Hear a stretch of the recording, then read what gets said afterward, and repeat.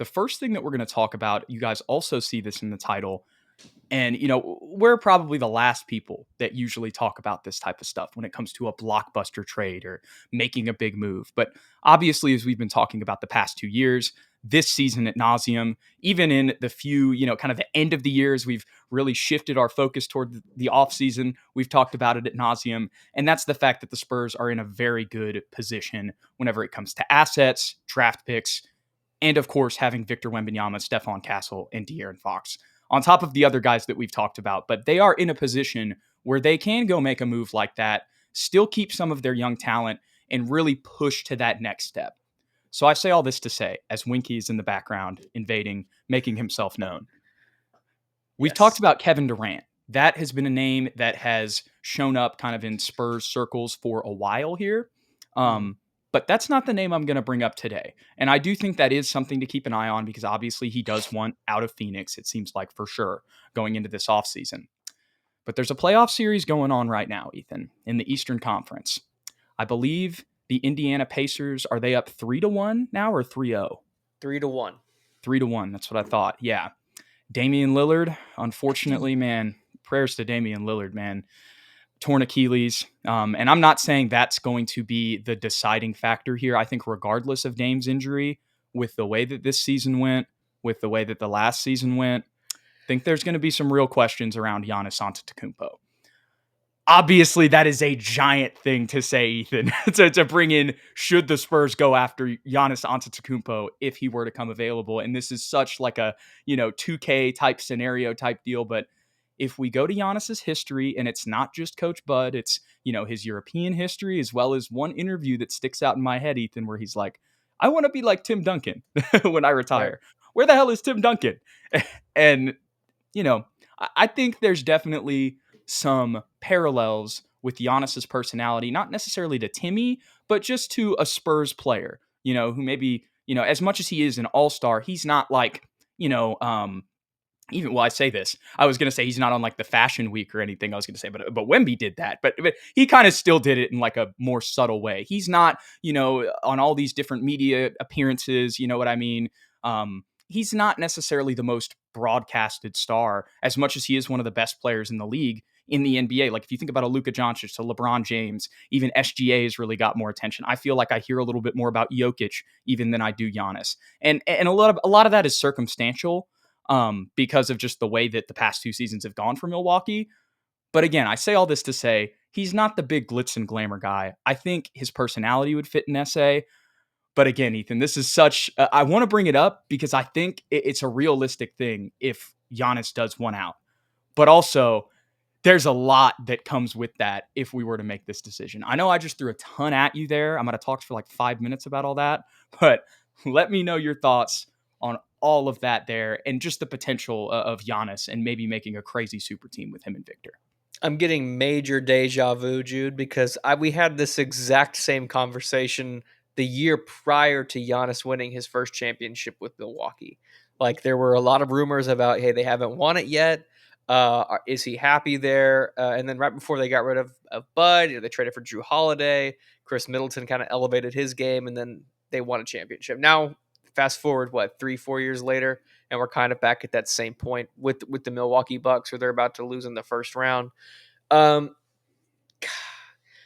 still holding. I need to see Giannis say something like to that extent, because I don't think he's ever, other than maybe before the Dame trade, I don't think he's ever threatened like, I want out of Milwaukee, or if this doesn't happen, then I'm going to want out of Milwaukee. So I'm going to hold off until something like that comes out of Milwaukee before I make any declarative statements. But as far as would I want him on the team, yes.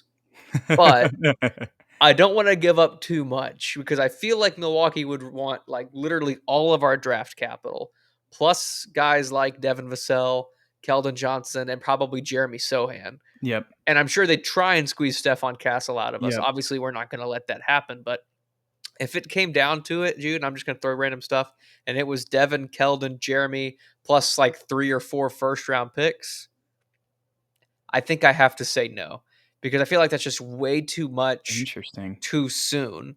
But I do agree with all of your statements about him being a Spurs type player. Therefore, if he really does want out of Milwaukee and he wants to come to San Antonio, maybe this is the big guy that we can play later on in free agency when that comes up. I just don't want to. I don't want to give up all of our draft capital right now. I still feel like it's too soon to do that. I think the big point that you're hitting on there is flexibility for Victor's future because we Right. still got to pay him. Will we be able to afford to pay him and Giannis? I mean, I don't know, dude. Those are giant contracts. For And we've sure. talked about how, Victor's contract is probably going to be the biggest contract ever. Giannis's next extension, especially, if he's playing with Victor, I mean, he's going to demand money, maybe not as much, but still, he's Giannis. Yep. Um, Then we got Stefan coming, and we got 2 first-round picks this year coming as well. It's just it starts piling up. it would 100% be a win now move. And I don't think that it would necessarily close our championship window that much long term because let me just double check before I talk out of my behind here. But how old is Giannis? I don't think he's that old. He is I don't. just 30. Okay. So he has just turned 30 last December. So that's a little bit older than I thought. I thought he was 28, 29 still. So, you can ask yourself that question too. How much of Giannis's prime is left?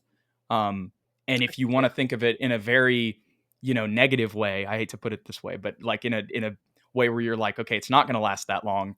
Like you could say 4 to 5 years, max, you're going to get like this version of Giannis on top of his play style. I hadn't really thought about that. I'm kind of talking out loud and thinking out loud as I'm looking at his age.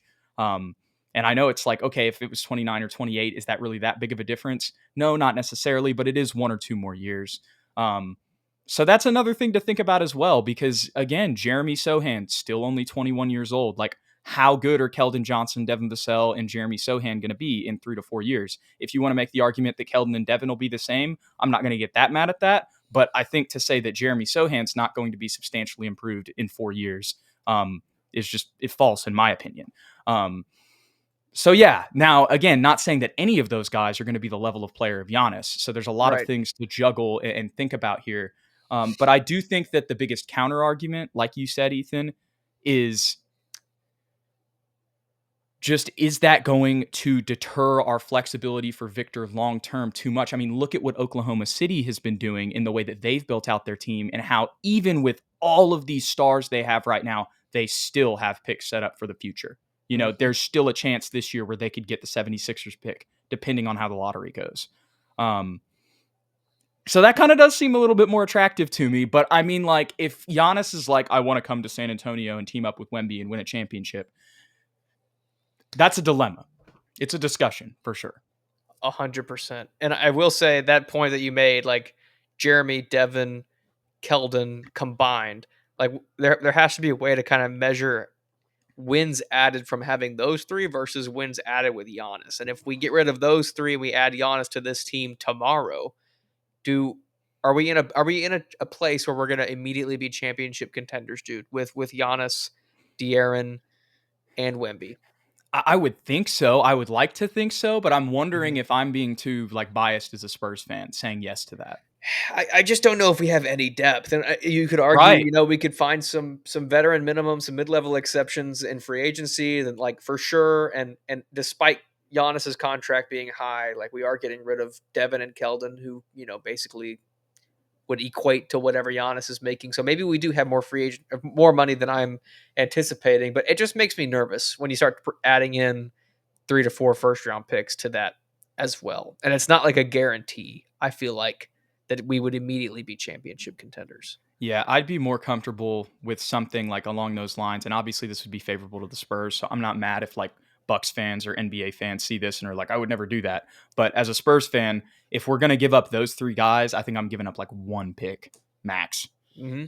You know? Or if we're giving up both picks, let's try and keep Jeremy. Yeah, right, You right. know, It's got to be one or the other. I'm 100% with you. It's funny you mentioned that because I was talking with one of my buddies about this, and that's kind of what sparked this whole idea. And when we were talking about who we would give up, that was kind of the point I made. I was like, oh man, I mean, if it's Giannis, I think I'd be willing to do it, but I'd really like to keep Jeremy if we can because we just forget.